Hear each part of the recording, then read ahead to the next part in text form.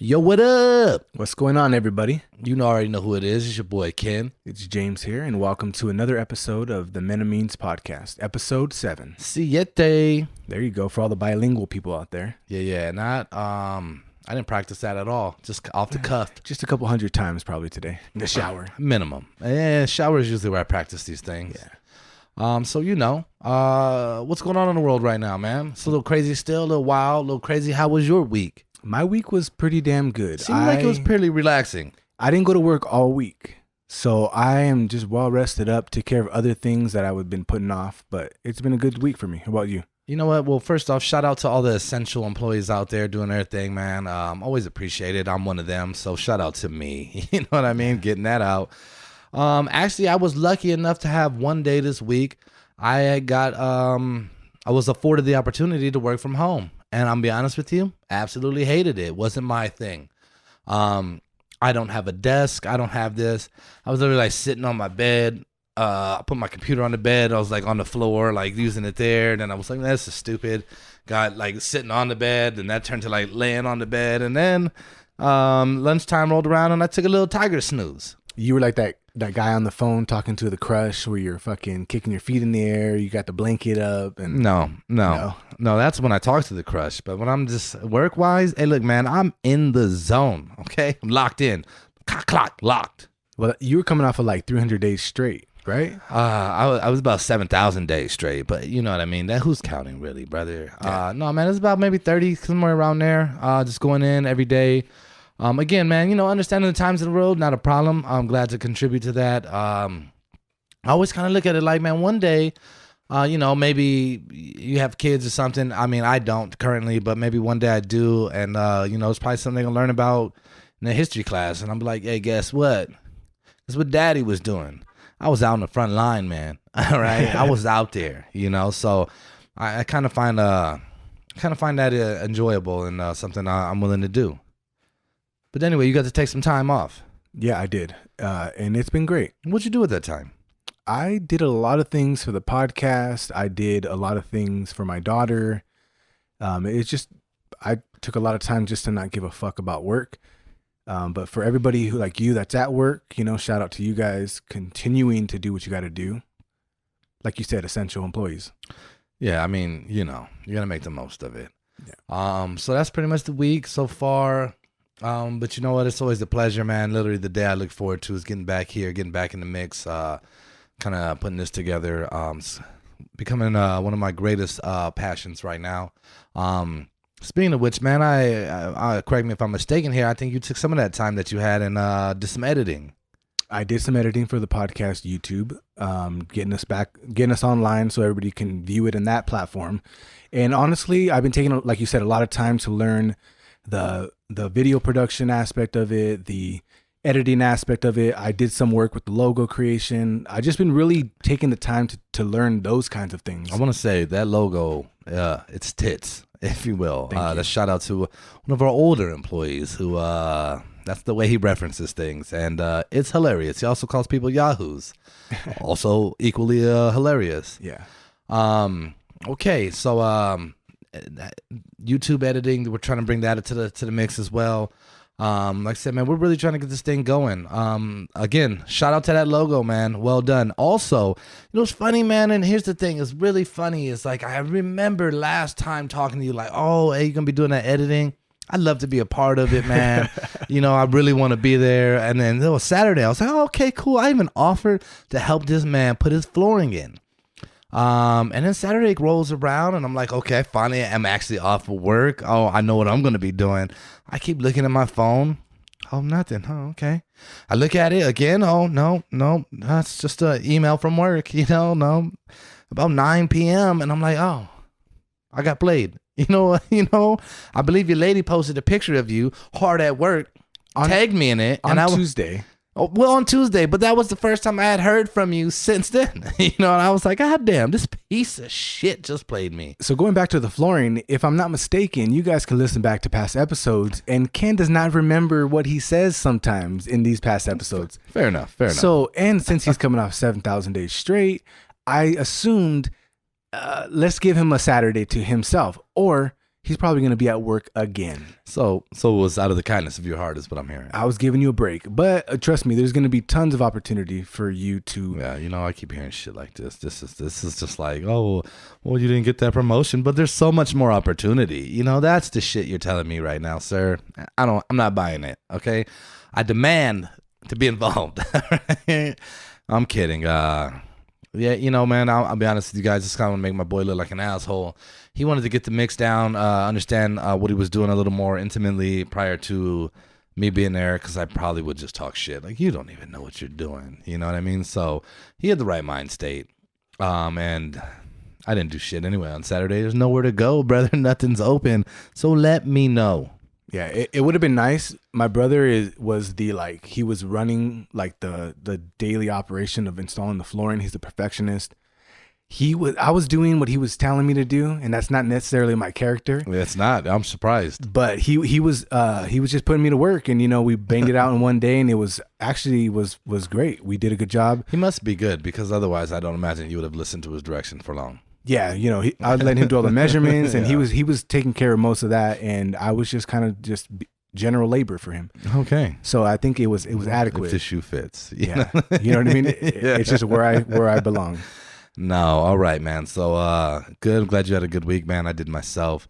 So let's go ahead and move things in the right direction here. As you know what we like to do. We like to bring you the whiskey time. And as always, James, what we're trying to get? We're trying to get in the pocket. And that is the name of the game. So what we got today, sir? So today we got Angel's Envy. Angel's Envy. This is a Kentucky bourbon. Something I don't believe we've had a bourbon on yet. It's going to be the first one we've gone with.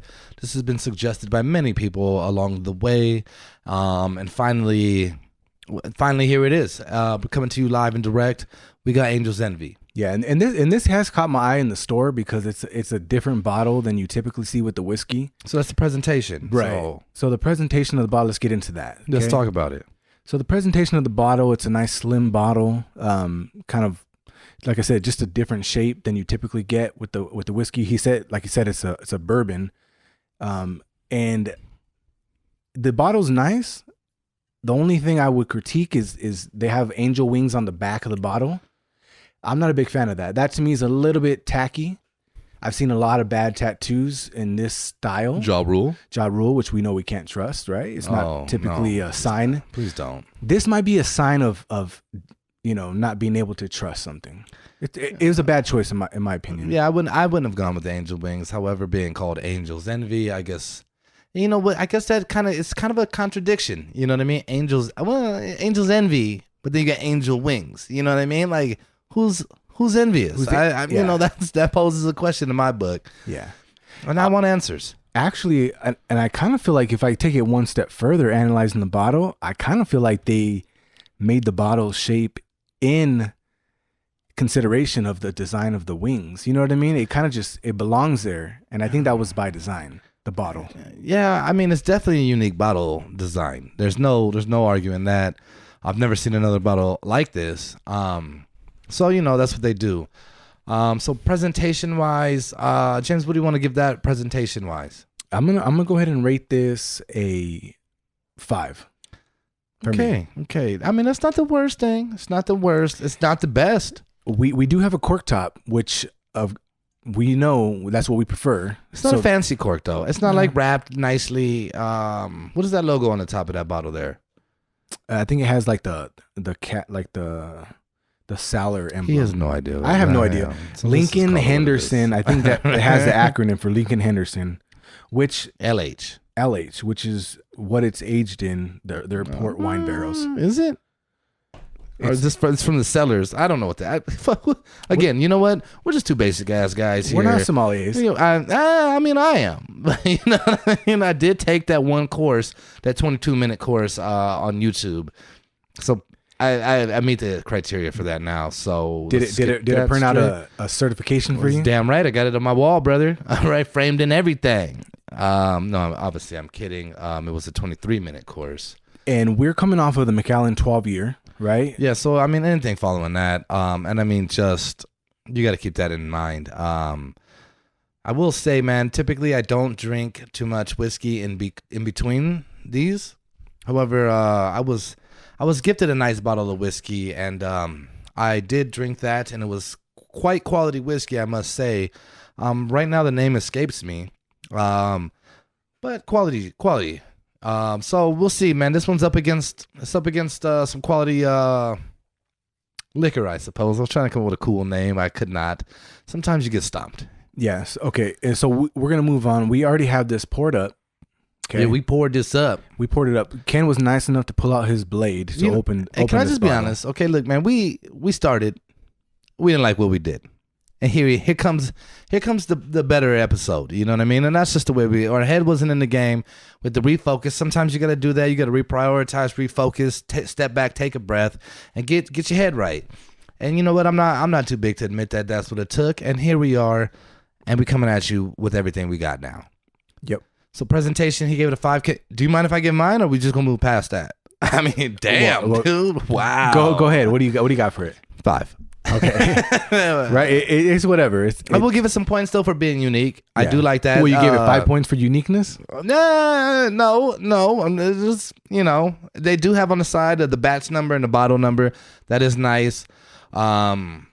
I do enjoy the font they used. It is a quality font. You know what I mean? They also have the date where you uncorked it. You can put a date there. Obviously, we're not the type of people. If you have your Sharpie with you, feel free, pull it out right on there. I didn't come prepared for that. And it's going to be irrelevant anyway, so we're not going to worry about it. But so there's 2-5's presentation. Now we're going to nose it, as the fancy folk like to say. Let's give it a nosing here. As always, hello. How are you? How are you? I'm doing pretty goddamn good. It's got a smooth smell.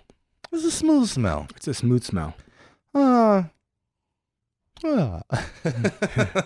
getting hints of raspberry and maybe dragon fruit. Really? You know, it's funny, man, because with a little spice of black pepper. I'm feeling some peppered in. You know what I mean?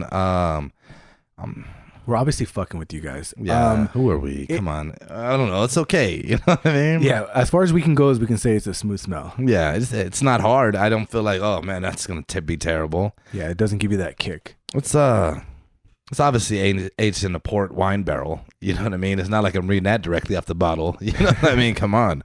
Clearly, that's a port smell. Look. Like the color? I do like the color though. When I see this color, it's that like deep maple color. Oh shit! Here he goes again. No, that's about as good as this is gonna get from me. Yeah. That maple color, I don't know. It looks like that real. It is mapley. Yeah, it's mapley, dude. That's about all you're gonna get. It's mapley. You know what I mean? Maybe it's Maybelline. It's not like Miss Buttersworth. It's like the light Let's syrup. just say it's that light maple syrup. You ever seen the? Okay, maple syrup's usually thick, but I had one once and I was like, why is this shit so runny? You know what I mean? It was good. It was damn good, but. Yeah. That's what this reminds me of, and that's the best I could tell you. You want to get into the tasting now? Can we? Let me get a cheers on this. Okay. Can I palate that?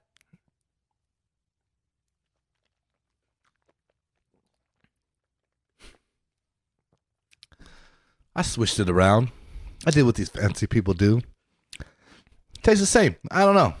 It's not bad. Yeah, it does have a smooth taste to it. It is smooth. But for me, it's hard to put my finger on like how much I really like this. I don't know how much I'm enjoying this. It's weird. It's a little spicy.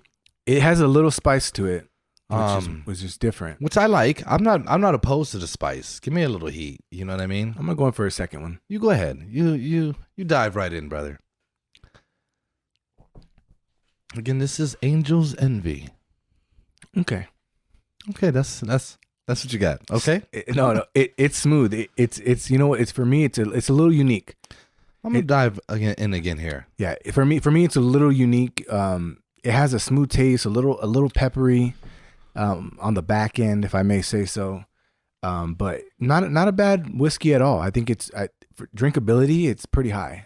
Drinkability, this is pretty high. Again, a lot of times we're recommending and we're rating these whiskeys, and we tell you guys, I wouldn't mix this. Me and Ken aren't typically the guys that are gonna mix. I'm not gonna mix any of it. This is like Jack Daniels. Yeah, so I feel like every episode we bring up Jack Daniels. Yeah, It's like my lowest bar. I think it's also one of the just most famous whiskeys. Well, that and speaking everybody's of had. which, that's a bourbon, right? So typically, I'm not a bourbon fan. American bourbons usually don't do it for me. I don't like most of them. However, speaking of that, this one is not bad. Yeah, and for me, if I'm going to get into the bourbon, it's going to be down and dirty. It's going to be if it's going to be that kind of whiskey, I'm okay with that. But it's going to be that kind of night for me. What kind of night is that? Like, let's just say I was having like a Jim Beam kind of night, just a real down and dirty kind of night. You're gonna get it. Just depends on who you're with and who you're hanging out with. I don't think I've ever had Jim Beam. Yeah, it's right below Jack Daniels probably. Right below. Yeah. No, I see why I've never had it. All Right. right, that makes sense to me. And I mean, there's certain nights where that occasion could happen. You know what I mean? But yeah, so this is a bourbon whiskey. It's pretty smooth. Again, has a little peppery taste to it. Drinkability is pretty high. This doesn't have a kick to it. Yeah, it's palatable. You know what I Yeah. mean? Definitely. You're not gonna be gagging on this. You know what I mean? You'll be fine. So yeah, I'm in. Overall, James, where you landing with this one? I'm gonna give this a 6. 6. Yeah, 6. for me, because it's a little bit higher than middle of the road. Drinkability is high. I would be glad to get this poured to me if you had this at your house and you wanted to pour me a glass. No problems at all for me. I will second that 6 with another 6. And I would say like this. I'm absolutely okay with it. However, it's not. Do I go out and say, "Hey guys, you know what you need to do? You need to get a bottle of Angel's Envy." Probably not. If you're big into bourbon, if I was talking to somebody who's like, "Man, I really love bourbon," I'd say, "Yeah, man, have you had Angel's Envy?" I guess it's a conversation piece, but I'm not overly. Again, we're coming off the McAllens, the Glenlivets, you know what I mean? These kind of things. I'm not a big bourbon fan, but with that said, I have been surprised. It is definitely above the middle of the road, just not too far for me. Right. So for the final rating, we got a 6 from Ken, a 6 from me, and if Anthony was here, right, he'll be back at some point. Don't forget Good Time Tony. Good Time Tony will be back. He'd probably give it also another 6. That's a 666. And this is Angel's Envy. It's a little funny. Oh, I see where you're going. Yeah. I see where you're going there. Yeah. Well done. All right. So you got double 6s for us. Yeah, this is, you guys want to check this out? Angel's Envy. It's a decent bourbon whiskey. You know, since you brought up the double 6, I can't just pass up on this. I know a lot of people get real into these kind of things. My phone number used to end with 666. People would be freaked out. I'm like, I used to be like, yeah, man, I'm the fucking devil. You know what I mean? I don't care. And then I'd go to stores sometimes. I remember my total would be 666. And they'd be like, do you want to buy something else? And I wouldn't even get it. Like, what? No, dude. What the fuck? No, I don't want to buy nothing else. Ring me up. And then like, well, look at your total. Yeah. Ring it up. Like, what? Yeah, what? No, I ain't worried about it, man. It's all good with me. That's what we do. You know what I mean?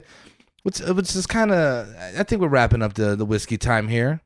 So I'm gonna let that lead us into the next thing.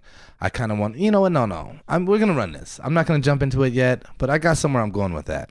We'll get there. Yeah. So instead, man, I'm gonna change the pace a little bit here, and I want to talk about a movie I watched over this last week. I watched a movie, and it was entitled Honey Boy. Honey Boy. Honey Boy by your boy Shia LaBeouf. Shia LaBeouf. It's funny, I watched Joey Diaz talking about Shia LaBeouf, man, and he said his name wrong the entire time. You know what I mean? But it was interesting, man. I referenced a little bit he talked about. He was talking about how, I guess, Shia LaBeouf and Alec Baldwin were working on a movie, and Alec Baldwin would come in. Oh, no, it was actually on Broadway, and Alec Baldwin would come in and not be prepared. And everybody was kind of intimidated to talk to him about it. But Shia LaBeouf was straight up was like, hey, man, do you read your lines? The fuck is this? To the point, man, Shia LaBeouf was going to places that Alec Baldwin would go, to his house even, like, read your line, here's your script, read your lines, you know what I mean? Especially Broadway, man, there's no takes. Because I imagine, too, being an actor going back and forth with that, you know, it's very, very important that the other person is on the same page. You know, you got to develop it that way. The point I'm getting at, man, is obviously Shia LaBeouf was not intimidated. And Honey Boy would kind of highlight how he became like that. The movie basically surrounds his upbringing back in the day when your boy was on Even Stevens which I used to watch. You ever seen Even Stevens? Yeah, I used to watch Even Stevens. Yeah, I was never a big fan. I will be honest with you. I thought Ren Stevens was hot. So I would watch it. My sister was into it, so I'd watch it as well. I wonder what she's up to these days. What happened to her? You know what I mean? Probably nothing. Yeah, probably kicking it. Yeah. Sat home. You know what I mean? Quarantined. Who isn't? Yeah. Anyway, man. But the point is, the movie was actually really interesting. I don't think it's a great movie by any means. It's not like that. But it was interesting to see the interactions he had with his father and how difficult that could have been. And little side note, his father was actually in an episode, at the very least one episode of Even Stevens as an extra, but he would always try to get on. Very, very interesting thing to see there. Yeah, and you know what's funny about like him going and chasing down Alec Baldwin for the lines? Because during this quarantine time, I've like invested in certain hobbies. Like I said, I've invested in some of like the video production aspect and filming of things. And me and my girl decided to shoot a scene. And we just what? Hold on, rewind. You guys did what? Yeah, and I know that sounds funny, but like we chose like, okay, we were looking through different like scenarios that were That's online. usually how they already. start. Right. Okay. So this I've seen one or two. Okay. All right. What scenario did you go with? Yeah. So this isn't like a triple X thing, but we were looking online for scenarios, so you'd have like different characters, and we kind of weren't feeling it, so we decided to write our own script. Little like maybe a 2-minute, 3-minute little video that we want to shoot, but that's all you could pull out was 2 or 3 minutes. Well, no, yeah, I know it sounds bad, but we actually wrote our own lines and we had our own backstory and stuff. But like actually running the lines, and this is two people who spend a significant amount of time together, and if you don't deliver that line just right, it doesn't work. So I understand, like on Broadway, like you said, yeah. No takes. If you deliver your line a little short, a little long, a little fast, or if you're improvising. Yeah. No, where do I go? Exactly. You know what I mean? Like, what the fuck do you think I'm going to do now? Yeah. So I can understand why he would chase him down and try to get him to do his lines as they were written. Oh, yeah. I get it. So anyway, man, the point I was trying to make is, man, I think anyone that knows anything about Shia LaBeouf. What is your opinion of Shia LaBeouf's acting? Acting? It depends. From movie to movie, from scenario to scenario. You know what I mean? He's up and down. I like Fury a lot. Fury I thought was pretty good. Brad Pitt was in it though. He's obviously pretty good. What about Lawless? I like Lawless, but again, with Tom Hardy, right? Yeah. So there's that. You know what I mean? So these guys, I think, carried it a bit. I'm trying to think of one where he was the main character in which I was like, oh man. Not nothing against him at all, but you know what I mean?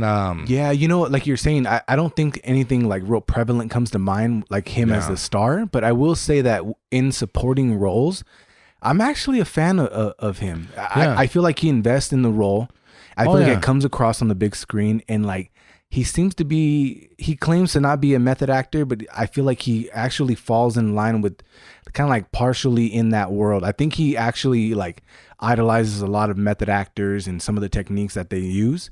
So actually it comes across. So I'm a fan of Shia LaBeouf. And if I'm honest, one of my favorite music videos was Shia LaBeouf in Sia's Elastic.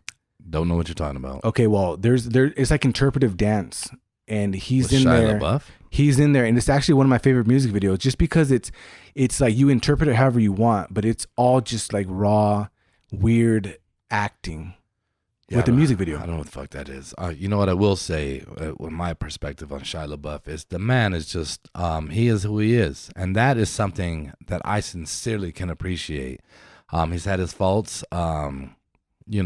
He's fucking crashed his car. He's shit faced. Got punched out a couple times at a bar. Yeah, a bunch of wild things have happened. He's been made into memes. He's everything else, but I do think he just is him, no matter what. And that aspect of it, I can appreciate in any person. I think just be you and just don't give a shit. You know what I mean? Especially being in the public eye in that regard. Something I've always thought, man, I never really want. I saw something, I was watching this Wu-Tang interview, and Jizza was kind of like, I'm sorry, RZA, my bad, let me correct that, was like, everybody kind of want to be in front of the camera. And I was like, not me, man. I know right now I'm sitting here in front of a camera and it is not my favorite thing. You know what I mean? Like, let's make this clear. I have not made the adjustments that other people have, James. You know what I mean? But you know what, man? I think that is also, I kind of trying to embody that. It's just go for it. Be you. Don't be worried about it. People are going to say what they're going to say anyway, regardless. Nothing you could do is really going to change that. I mean, shit. Look at like the Kardashians. These people, a whole world is like trying to look good and be this because they're on camera all the time and they still get talked about every day. You know what I mean? They get talked about for doing that. It doesn't matter what you do. You're going to deal with that. Right. And I think, like you said, like in the beginning of this episode, we actually re-recorded the intro and shot it. We reshot it just because we weren't giving the best. And I think that at the end of the day, if you're in front of the camera or you're being captured on any kind of media, all you can do is give your best and be you and hope that comes across. And at the end of the day, that's all we're trying to do. Right. So, that's where I'm at with it. I think that's where James is at with it, and that's where we're going to keep it going. So, yeah, Honey Boy, man, I would recommend it, but not because I think it's a great movie. I just think the story is interesting. I mean, especially, I'll be honest with you, I'm not going to get deep into it, but me and my father haven't had the greatest relationship. You know what I mean? No disrespect in any fashion. I respect that man more than probably anybody else I know. However, just have not had the greatest relationship, so something that I could watch, not to say it resonates with me, like in that regard, where I feel like this is me at all, but it's just interesting to see. And also, I mean, it makes you appreciative of the fact of what you do have in front of you, you know what I mean? And so that's always something I kind of, gear myself towards, and you can appreciate it. So that's where I'm at with that. I just wanted to make that recommendation. If you haven't seen Honey Boy, peep it. See what you think. Don't expect a whole lot. It ain't the greatest thing in the fucking world, but it ain't bad. You know what I mean? All right, man. And with all that said, that's going to bring me into the next point I wanted to kind of get into. And that's something a couple of my friends, a couple of people I know directly kind of deal with on an everyday basis. And that's going to be the big word anxiety. Something that I don't imagine, at least I don't feel like I deal with every day. It's not something that's constantly on my mind. However, man, I know it's something that affects a lot of people. Where you at with that one? Well, so in the past episodes, you've heard me make mom references or ask Ken where his mom's at. Obviously, his mom passed away when he was young. Yeah, what a dick. Yeah, what a dick. And my dad actually passed away when I was young as well. So that's kind of like, so I have some experience with anxiety. And the funny thing is, I think it's not necessarily something that a lot of people ever have talked about in my life. And I think Ken in the past has talked about how it doesn't it affects more white European descent. Yeah, right? I did a little homework on it, man, and it's primarily going to be something that the people of European descent deal with. People, mainly with a little bit of money. Not saying you balling out of control or anything, but people in first world countries. I think it is more of our kind of a problem, right? I don't think it's the same scenario is going to be afforded to people in tougher situations. They don't get the opportunity to worry about things that aren't happening, as they have to worry about things that are happening. So that's more, I guess that's more fear as opposed to anxiety. Because my understanding of what anxiety, like I said, I did a minimal amount of research, but anxiety is more based around fear of things that are not happening in the moment, right? Maybe it's something you're thinking is going to happen. You're kind of worried about something is coming up, but it's not happening at that moment. I'll give a good little reference. I think something that I can think of at the moment is like our good friend, Good Time Tony. I think we've mentioned many times he's a germaphobe. So you can imagine a pandemic of this magnitude, these kind of things has really sent him in a tailspin. I think we mentioned that word earlier. Let's keep it going. I mean, he's actually come to work the last few days. However, don't touch him. I was iffy to go into his office today but he allowed me to. I mean, it's me. I think he's a little more okay with it. You know what I mean? As I'm like, hey man, come on, brother, we boys. You know what I mean? So, um, but I think this is something. This is one of the subjects I'm gonna divert to James on. I think he has much more personal touch to this. So let me get your opinion. Yeah, and so for my experience, I don't think I necessarily dealt with it as much. So my dad died when I was 11 years old, and I don't think I dealt with anxiety, or at least I didn't really highlight any of my, I guess, symptoms or effects of anxiety until I was about 17 years old. And it's because it wasn't really talked about in my life, in my family, or my community. People didn't really have those kind of like, you weren't diagnosed with anxiety, things like that. So it wasn't until I was about 17 years old where I'd be sitting in the car. So this isn't like some hyperactive stuff. It wasn't like it was uneasy for me in life. It wasn't until I was about 17 years old where I'd be sitting in the car and I'd feel like a little weird. I feel like a little, obviously now I know it was anxiety, but I'd ask my mom, like, hey mom, why do I feel like I want to move, like I want to get out of this fucking car? And she would be like, oh, I don't know what that is. She didn't really know, you know what I mean? Because it wasn't really prevalent in our life. So it was just something that started when I was 17. And as I got older, there was just things that really, like, I didn't have any kind of anxiety attacks until I was probably 18, 19, 20, 21. There was just certain things that would set me off and kind of put me into tunnel vision, and things would start closing in on me a little bit. And I didn't know what the hell that was. I had no idea what was going on. My only reaction was like, hey, don't tell anybody. Don't talk about it. And even in the moment during the anxiety attack, I wouldn't have the desire to like share that with people. So that only made it worse. It was like, oh shit, things are closing in, and you were kind of like in your own little world. So I didn't really have that, that knowledge as to what was happening until I got older, and I learned like you have to talk those things through. And it's funny because my daughter also deals with some anxiety, and like Ken was saying, it's more of an anticipation for what is not even real. Like you go through scenarios and you build these things up, like you got to give a speech and you're not really sure how it's going to go, so you just freak yourself out. And I don't know if those numbers are skewed because like European descent, they have more of a history with that. Do you mind if I chime in a little bit? While you were talking, man, I was thinking, like you said, like this wasn't something that, first off, you didn't feel like it was something you wanted to bring up. And then even when you did, it wasn't something that was like common knowledge, right? And I think I imagine similar. I was going to say, man, like I know I grew up in a black household, right? Basically, the way we get down with everything is like, we're not really here to discuss feelings. You know what I mean? Feelings are something that rarely are going to be discussed. Not in your traditional, sitcom fashion. It's kind of like, you sad, man? Get over it. Fucking, buck up, little soldier. You know what I mean? That's kind of the vibe that you're going to get.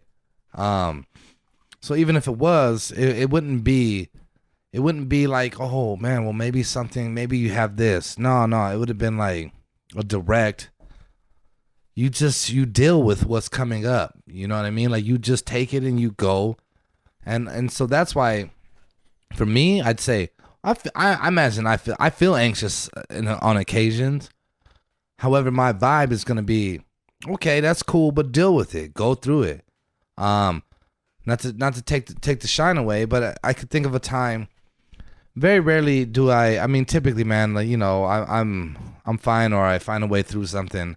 I feel nervous at times, but I can recall talking to a girl that I was interested in.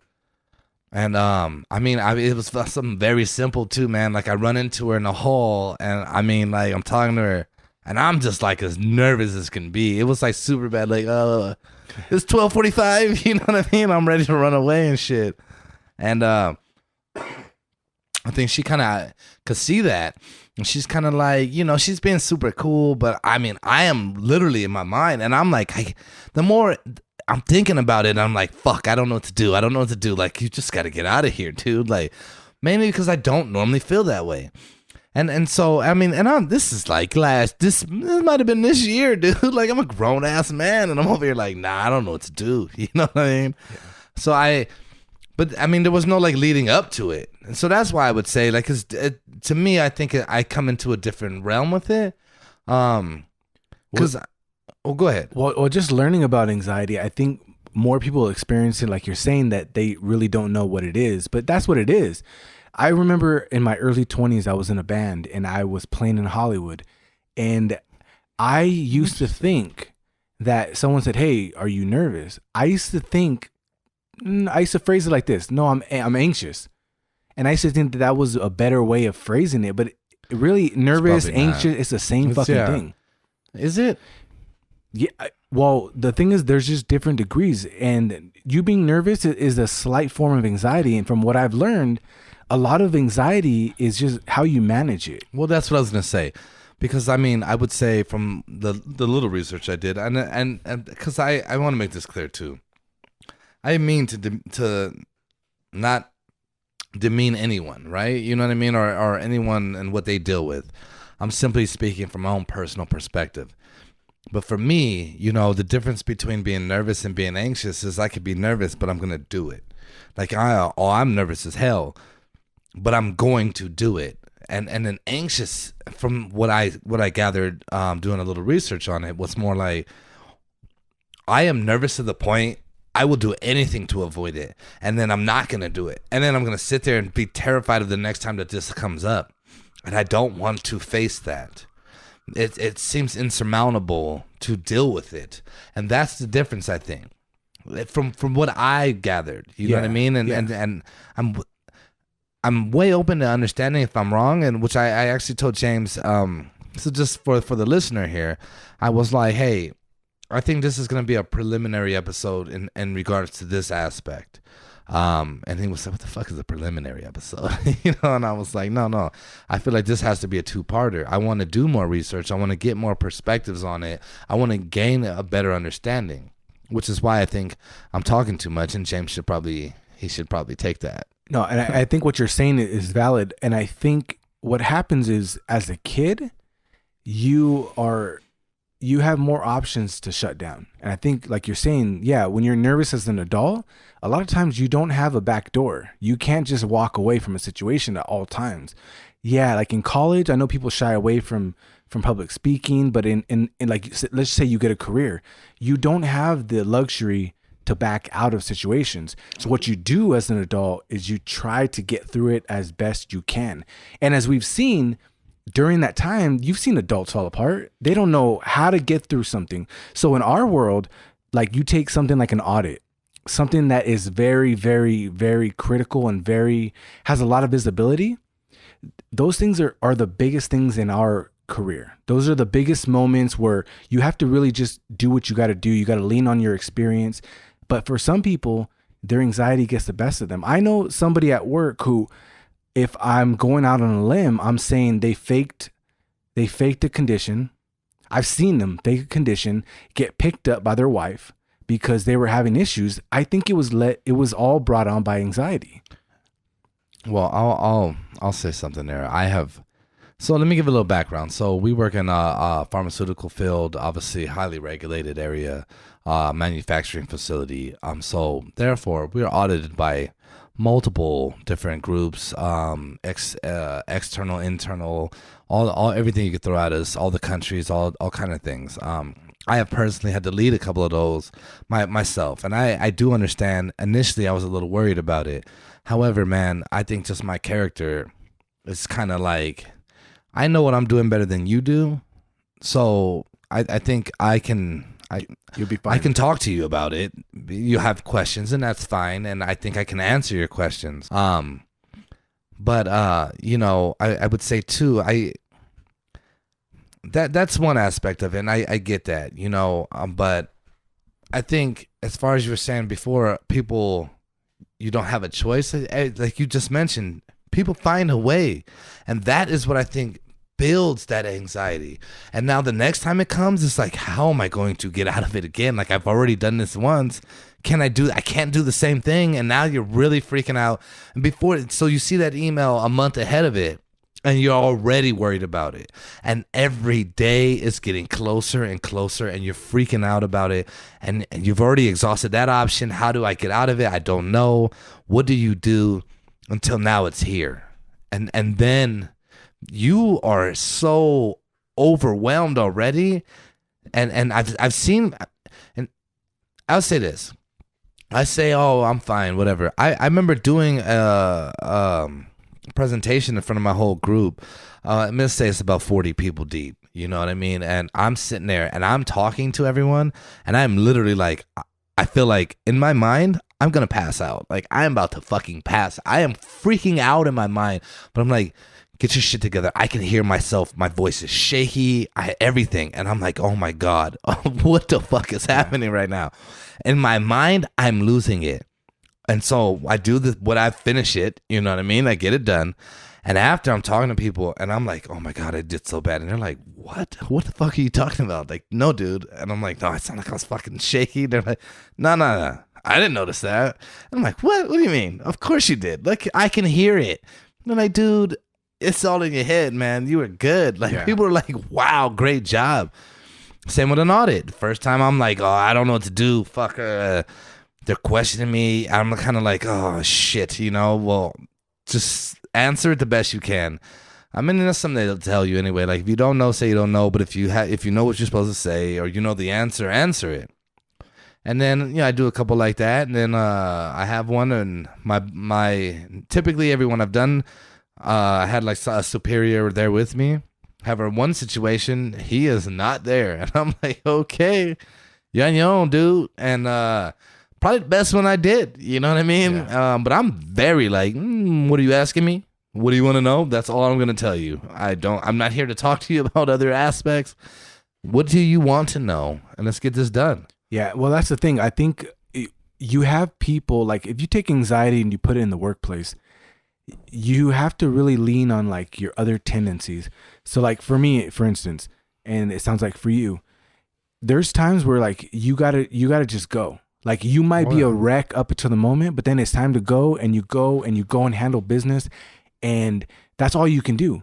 But you do what has to be done. And when you're done, you feel like you feel like you deserve like a drink or a day off or like the rest of the day. And you do that because you feel like for you, that was a big moment. You stepped up to the plate. Well, there was so much. It's draining. You know what I mean? Draining. It's draining. I mean, I can recall a time walking back to you and Anthony and telling you guys like, I fucking failed. I fucking failed so hard right now. You guys are like, what happened? I tell you, you're like, nah, dude, you're good. You know, I'm like, oh, these guys just being nice, you know, but I am going to always, for me in my world, I'm going to be my hardest critic. No one can, you could say anything you want about me and it won't really affect me. It might, to some extent, but I would have already criticized this shit about myself. So anything outside of that, it's whatever. You know what I mean? Like, they are like, oh, no, you did good. These people tell me you did a good speech. I already pointed out everything I thought was wrong with it as I was doing it, which is why I'm freaking out. And I guess my question is that anxiety, or is that just because my understanding is anxiety is everything leading up to doing it, and then doing it is when you've kind of gotten past it. Dealing with anxiety is everything that all the scenarios, like as you're talking, you hear a shake or you said a word wrong, and now it's in your head, it becomes bigger than it really is. You know what I mean? So right. So even though you got up and did your thing, the fact that you're sitting there like really dwelling on like how you're sounding and all this shit, that's being anxious. That's in the moment anxiety. All that leads up to it is causing anxiety in your body.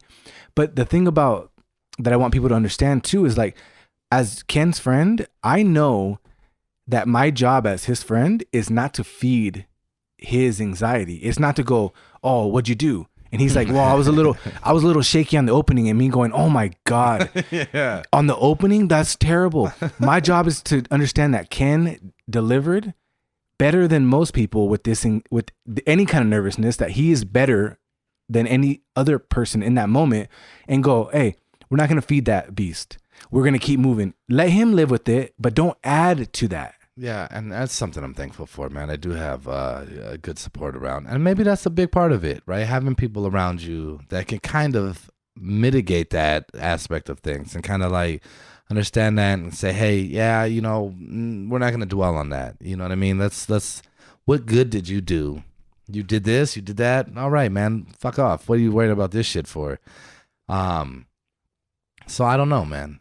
And that leads me to my daughter. So my daughter has anxiety, and I made one of the biggest mistakes in parenting with the assumption. Like, a lot of times parents, it's a tough road out there, but for the assumption that I believed that she needed to be happy. I assumed that because she was a kid, life should be easy and things should be happy and easy and just go with it. And I feel like I took a lot off her plate that was on, like, I feel like I assumed that, no, your job is to be happy. But as I look back on my own childhood, I understand that life isn't always happy as a kid. You're not always, like, you have these things that you build up in your head as well. You got kids that are shy. You can put them in a shy bucket. You can put them in a, I won't exceed my boundaries bucket. You can put them in an outgoing bucket, and that's where they live for most of their life until they become adults. But I had made the assumption that she needed to be happy. So when she was anxious, I'd go, baby, you need to just be happy. That you're a kid. And I was really not doing my part as a parent. My part as a parent was to go, look at, what are you really struggling with? And for her, she did have an option, because when you're 6 years old, you have an option to shut down. You can cry and scream. You don't want to go to school. You can be at the front gate of your school and scream and cry and get dragged home, because you have an option. As an adult, you don't. You're at work, you don't. You can do that. You can, but you can't live that down. As a kid, you can. You go back to school the next day, but I get your point. I'm just being an asshole. I'm just, but go ahead. So I made the assumption of doing that. So she struggled with what everybody thought of her. And at this point in her life, as you deal with kids, you realize that at points of their life, they have different mental hurdles. And it's something that I didn't know about because I didn't really experience, but they have different hurdles. So at 6 years old, she cares what you think about her shoes. She wants you to like her. She cares what you think. And me as an adult, I don't give a fuck. Like, I don't care what you think of me. I'm going to be a good person, and that's all I'm going to do. I'm going to worry about myself and how I interact. That's it. But your definition of a good person. My definition of good person. You've already defined that. Right. Right. But for her, she thinks that just everybody's got to like her. And if you don't like her, it affects her. What's wrong with her? Plus, she was being bullied, and that led to it all. Too. That's some lame shit. Never liked that. Yeah. So she dealt with that. So I just learned a lot about anxiety, because now I'm to the point where I can manage mine. I don't really have any anxiety situations to happen. You're pretty chill. But for her, I had to learn how to be a parent, a good parent that supports her in all these moments. And I know a lot of people deal with it, and it's just real eye-opening when your daughter is just going through that, or your child's going through that. And it's just a real tough subject. Well, I don't have kids, right? But I imagine if there's anything that was ever going to be important to me, it'd be how my kid felt about something. And I think what a great way to approach it is to take a step back and kind of look at that, and then try to gather. And I'll be honest with you, I remember talking to James about this, and he was trying to get information and trying to understand things, and really understanding, like, I don't know, so I want to learn, And I think that's admirable. For myself too, that's what I'm trying to do now. I'll be honest with you, I used to date someone who one day, had a fucking full-on panic attack and freaked the fuck out, and I didn't know what to do, and I was like terrified. I've never seen this before. I was like, holy shit, couldn't breathe, and everything. I didn't know what to do. Scared the fuck out of me, which I guess is kind of situations like that are why I'm like, it's not something I think that I would have looked at like, oh, this is a wealthy white people problem. You know what I mean? I don't really think that's the situation. I think other people just don't understand what it is and don't know how to approach that. So it's very interesting to hear this. it makes me think of a time I remember being a kid, and my cousin went to this high school. I think it was junior high, man, whatever fuck it was. I remember talking to my dad in the car. This kid had committed suicide, and I remember telling him like, how could a kid even have these problems, you know? And he stopped, and he very rarely, I mean, I don't say rarely, but when the time calls for it, he gets very serious. And he stopped and he was like, no, man, you just don't understand that world. It's not your world. But kids can have some fucked up things going on. I mean, that's how he would talk to me. And that's what he told me. Like, kids can have some fucked up things. You should be appreciative that that's not your world. And as a kid, I didn't get it. But I mean, here I am telling you it today because obviously it was something that stood out later on, you know, like, fuck no. And I mean, I watched that little, what's his, Gabriel, whatever the fuck that little kid's name was. I feel terrible. I don't remember his name at the moment, but I watched this documentary, man, and it was some of the most fucked up things I've ever seen in my life, dude. And this is parents doing it. And I mean, imagine that world. You know what I mean? Like, damn, dude. Like, yeah, no, there could be some real things going on, you know? So I admire parents like you who want to put the effort in, who want to be good parents, who want to understand their kids and want to sit there and understand that even something with like anxiety, I mean, not to like something like anxiety, like it's a minimal thing. I don't think that at all. It's just something that I don't know a whole lot about. Yeah, and you know, everybody's got problems, and everybody deals with anxiety in some way or another. But the funny thing is, my daughter has a YouTube channel, and we were doing a puppet show, and she was doing the puppets, and I was just filming her for her channel, and she was doing a bully scenario with these puppets, and I was learning how she sees her world. You know what I mean? And so for me as an adult to see a child have this scenario, I didn't tell her anything. I didn't tell her what the context of the puppet show was going to be about. For her, it was straight bullying and how to do the right thing. And it's funny because she made a reference in one of the clips where she was like trying to get the two puppets to kind of team up and go bully on people. And it's funny to hear it even phrased like that. Let's go bully on people, because that's how she sees it. It's just a real primitive way of that's how people act when you're young. You don't know, but people deal with things all the time. And I think that it's something that it can't be, like you said, we can't discredit any of these things. It's all about how we manage it, how we talk about it, how we share, how we're open, and how we deal with all these things that really, it can get better. You just have to really be open to wanting to get better and sharing those kinds of things. Yeah, I'm gonna be honest with you, James. That shit's pissing me off, dude. You know what I mean? Like I can't even sit here and think about anything else, man. Like that. Fuck a bully, dude. That's some lame shit. I talk shit all damn day. I talk shit, but I never fucking bullied anybody. And I mean, I remember in high school, man, that was what me and my friends would do. Was like, oh, you want to bully somebody? Bully us. You know, fuck you. You fucking bully me. Pick on me. You leave them alone. You know what I mean? Like, I hate that shit. This shit's, it's like, man, I don't even know, dude. It's like, it's sincerely upsetting to me. And I think it's just so beautiful, though, that you can do something like that with your daughter. You know what I mean? Like, fuck, let's look at the bigger picture.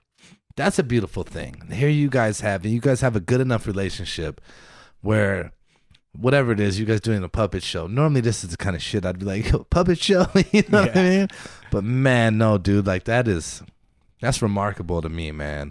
I gotta say, dude, I admire you and the way that you do things. I've told you that before, but just hearing these things, man, you and my friend Alan, the way you guys deal, both of them have daughters, and the way you guys deal with it, and I'm all just astonished, man. So shout out to you, dude. Well done, dude. Yeah, and shout out to my daughter too, because I think that she wants to be an advocate now for people who get bullied. She's 6 years old, dude. And that girl is something else, man. She is good. Yeah, and I can't. I'm just a proud parent because it's funny, but it's funny that life is difficult on every level. So don't think because it's a kid it's different than yours, because like you said, like your dad said, no, you just don't have those problems. But it's funny because we were going through these puppet scenarios and I gave her two options and she stopped and looked at me and she's like, what's the right choice? Like, what should they do? Yeah. And I stopped and was like, fuck, that's a hard one. Like, Yeah. I don't know. But life is just difficult. Like, you're going to go through life. You're going to deal with these difficult situations. But I can just be proud of the next generation and try to just help people and just encourage people to fucking think like Ken and his group. Hey, you want to bully people? Bully us. But anxiety... Fuck that. I'm sorry. I can't. Yeah, so Go ahead. anxiety can impact multiple people, and I know it does, and I know it plays a part as an adult. And to that aspect, yeah, I get it. You know what I mean? I got to go to school, and I know this is what happens every day. I don't want to fucking go to school. I don't want to do this. You know what I mean? Why would you? Who would? Absolutely ridiculous, man. I literally, this is why I want to learn more about it. This is why I want to get a better understanding. I want to be able to relate to that. Maybe not directly, like it. I know people I care a lot about that have told me like they were bullied and things like this. And it's just always infuriating to me to understand that. Like, I never got bullied. I mean, I wasn't like some cool kid at all, you know what I mean? But I never know. I'm a big dude, you know what I mean? Nobody was ever fucking with me. And even if they did, I make jokes and I'll fuck around and I was fine. And even if people picked on me a little bit, it was never something consistent, you know what I mean? So I never was really worried about it. But also, man, I think to try to get some status to gain status at the expense of someone else, you ain't shit, man. You know what I mean? Like, yeah. I talk shit, but I talk shit about people I'm cool with that talk shit back. You know, that's my vibe. I don't want to make you feel bad. I would say, I don't want to talk about work, man, because that's probably not the best means of doing things right now. But let's just say there's been situations where I've called people and made sure, like, hey, look, I want to make this clear to you. I ride you. I give you a hard time only because I know you can accomplish what I'm telling you. But I want to make this clear to you. I believe that you can get everything accomplished here, and I know you will, and you are doing a good job, but you can do better. I'm not trying to pick on you, you know what I mean? Like, that's never going to be the vibe, and if by any means that's what you took it as, then let me reassess the means of how I'm doing things here. Yeah, because that's shit. I'm sorry. Now I'm a little upset. Yeah, no, and I think like you're saying, especially at work, if you're like, I'll call people out at work. But in the back of my head, and they also know, like, I also got shit to work on. So if I'm calling you out, oh no, it's only like, so if I was coming from a place where like I thought I had all my shit together, that's condescending. But on the other aspect, I'm only telling you because we all got to work on shit. I'm just telling you this is what you got to work on. So let's just get on it. Someone has to say it, right? So you're not really bullying them, you're not picking on them, but you are poking an uncomfortable situation sometimes. Look, I would say like this. You couldn't come to me tomorrow and tell me something that I need to work on that I don't already know. Right. And I wouldn't be upset about it. I would say, yeah, no, you're absolutely right. I've identified that myself, and that's something I want to work on. There's a process to doing so I do understand that. However, I wouldn't be offended if you have what is it called? The critiquing, a constructive criticism. Yeah. Shoot it. Give it to me. I go to you and tell you, yeah, I fucked up. How do I get better? I'm asking. I crave that. I want to be. I'm competitive. Like, I won't never act like I'm not, man. I am competitive as can be. So I want to be the best, and I may never be the best, but at least I aspire to be so. So call me out.